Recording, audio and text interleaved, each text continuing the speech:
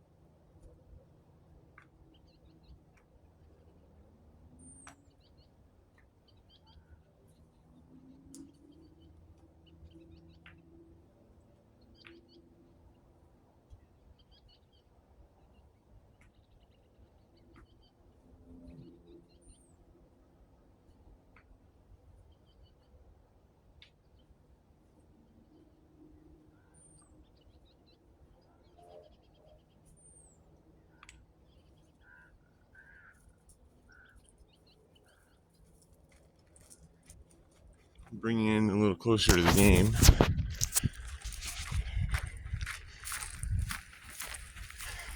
But we're not going to really see what's going on so far. Let's see.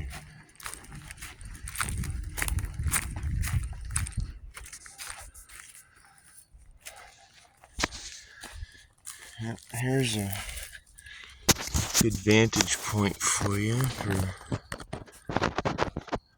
a minute or three.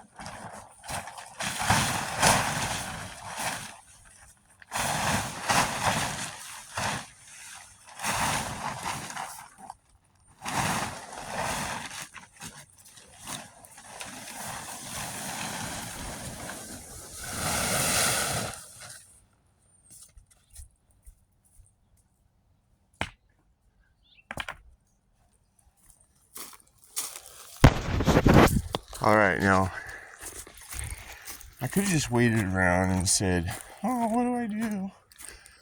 Somebody's wasting my time," right? Or I can recognize my capacity at creating change right here, right now, taking chaos and turning it into order.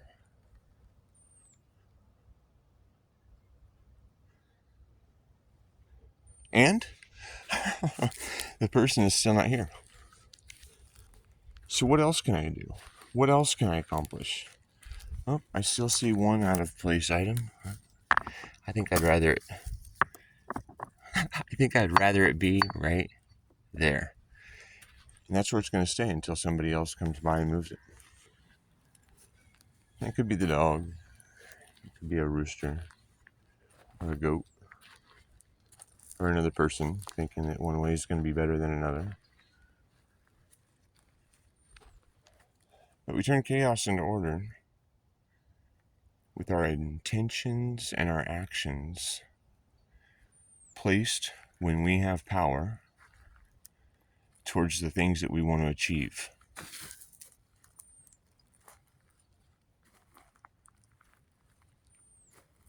We have to think about what we want our lives to be like. And when we get tired of the chaos, we create an order from it, right? Like that hose right there.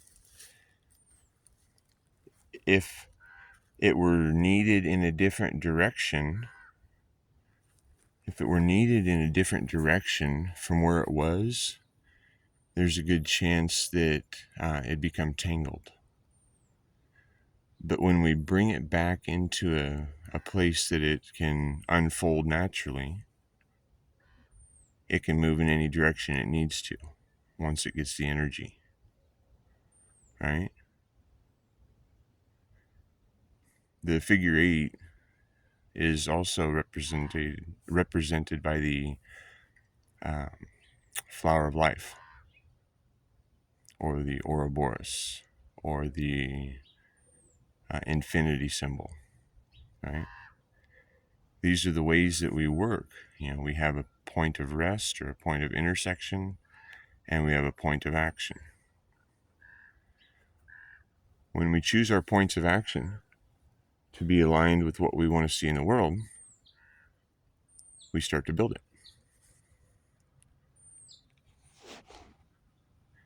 That's how I've spent my morning. It's a little bit of a workout. I mean, that was about 2,000 pounds. No, not 2,000. There's probably 1,200 to 1,500 pounds of rocks right there.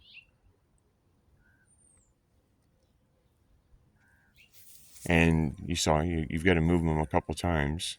Like I had to move them a couple of times to get them into the bucket of the machine to bring them over here and create the chaos. But slowly by slowly, my deserted landscape is becoming a forest. And my space to help others realize that when we start creating consciously the world we want to live in, it becomes an expression of what we want to experience in our life. So, anyway, yeah. What are you creating in your life? Right now, what are you capable of creating in your life? If you're sitting at a desk, you could be creating strength through isometric muscle engagement. If you're out in nature, you could be creating a healthier landscape that isn't going to catch on fire so easily. If you live out in the desert, you can turn it into an oasis. The land out in the desert is pretty inexpensive. And if you do it right, it can be free. I don't know why people want to live within 5 minutes of Walmart. That's where all the crime's happening. That's where all of the stress and struggle to exist is. I don't know if you can see. Let me see if I can zoom in on these guys. These guys are just chilling out here too, because they're like, man, that city is nuts. Right? That place in the city, people shooting at you while they're shooting at each other. We are the collateral damage, they say.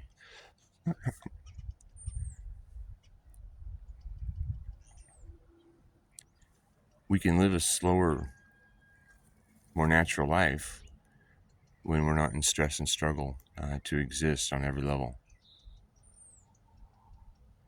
So here at the Apocalyptic Ashram Hawks Haven, I introduce people to these ideas. And when we start doing the things that are natural instead of what are normal, we realize that we've been advertised a way of being normal, right? By idols broadcasted over the television programming. See, here's more chaos, right? Chaos happened over here too. I just haven't taken the minutes at the time necessary to manage this chaos. But it's coming along because rocks that were just randomly thrown about become boundaries, and pallets become bridges, and they become trellis and windbreak and a little bit of shade.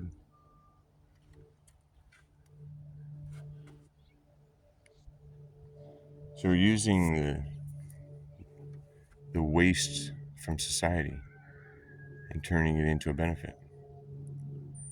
Because people think that you can just throw everything away when you're done with it. But where is a way, right? Where is a way? And a way is just somewhere else. And if we're always just throwing our stuff somewhere else and we don't know how to reuse it and how to make it to where it's not a liability, but it's an asset, we can really step into a better tomorrow where people aren't struggling.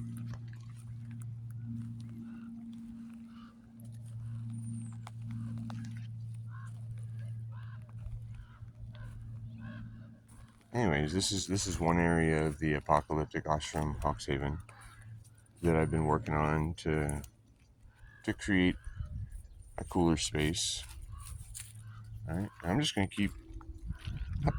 gonna keep sharing some of this until the guy shows up. So we're killing two birds with one stone right now, right?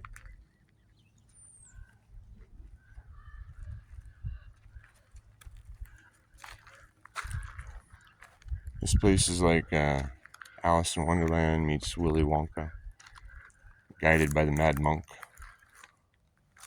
There's rabbit holes. Do you dare to explore them? All right, looks like you can go through there. You don't even have to eat anything weird to make you fit.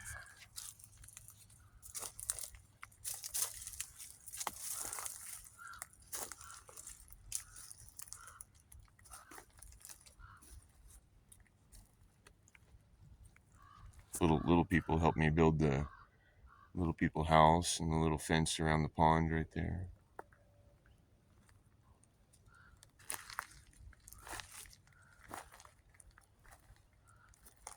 And we've got fruit trees and mulch. So this is mulch on top of sheet mulching, and it feels like you're walking on a forest floor. Like, I don't know if you can see, but it's squishy. Even though it's dry, it's still squishy. And so if it really, really rains a lot right now, it absorbs a lot. Well, then we got cardboard, and this is the sheet mulching that we use. And I think that the guy might be here. But anyway, all the weeds and stuff go into a barrel, and the barrel has water in it, so it becomes ew. But that ew forms really good soil. And so that's where we're at with that. Oh, let's see. One more spot. Okay. Nope, he's still not here. So tires, tires can become really heavy bricks when you fill them full of dirt, and a great place to showcase the toys, right? Anyway, yeah, tin cans become a blossom, a rusty blossom on a tree.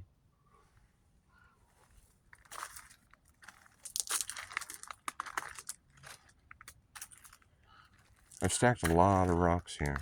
and they teach you a lot, you know, because like if you don't have a good foundation, things will crumble. And if you don't think of the future, what you do right now is unstable, right? So every one of those rocks, not to say there isn't an error sometimes, right? But every one of those rocks is solid. You can basically walk up and down that wall without affecting it, even though it doesn't have any binding agent. It doesn't have any concrete. It's just stacked rocks. And you see, like, they lean back a little bit. But, you know, these walls, I mean, as long as I don't back a truck into them or really start messing with them, they just keep standing there. So, yeah, you have to build foundations of what you do in your life. And if you don't have a foundation of what you're creating in your life and the direction that you want to go, it's just going to be kind of a hard run at life. You know, you're going to feel like it's always happening to you instead of for you.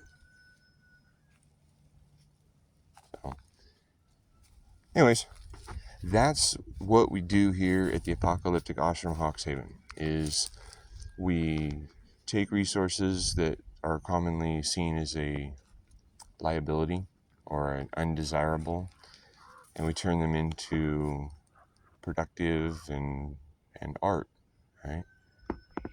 Had several people come here that some of society views them as the derelicts or the lost children or whatever, right? when in reality, you know, they're doing those drugs to escape the reality that we've created around them. You know, paying to exist is something only a human being can be trained to do. No other animal on the planet has to ask somebody somewhere else for permission to grab food from the land.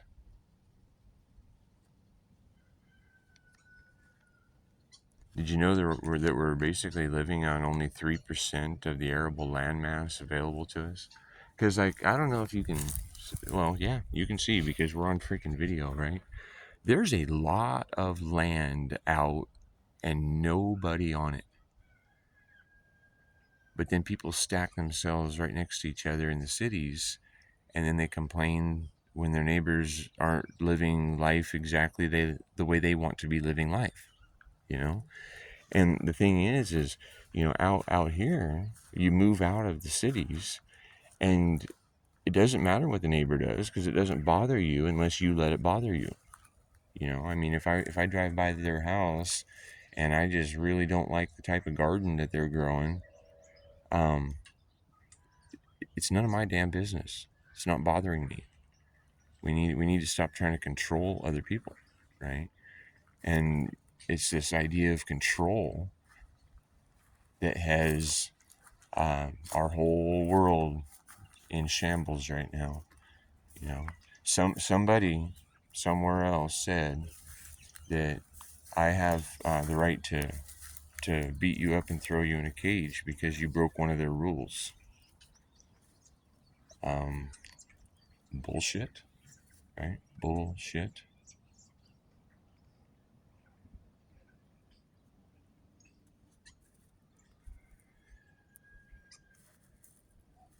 Another apple tree growing right there. You gotta trust me on that. It's a little bit. It's mighty. We do some drought-tolerant methods to drive the roots out a little farther. So this is what we do when we have a minute of time to do something, right? I mean, a little bit at a time creates a big change.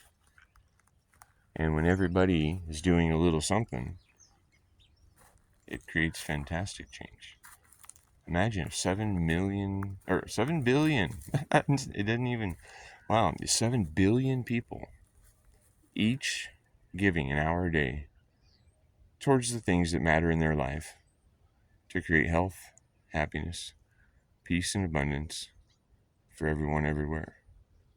It's possible when we work locally. We create efficiency, accountability, transparency, and local area networks where we can eat for free from the source rather than for a fee at the grocery stores. And here he is. What are you going to do today? Let me know in the comments.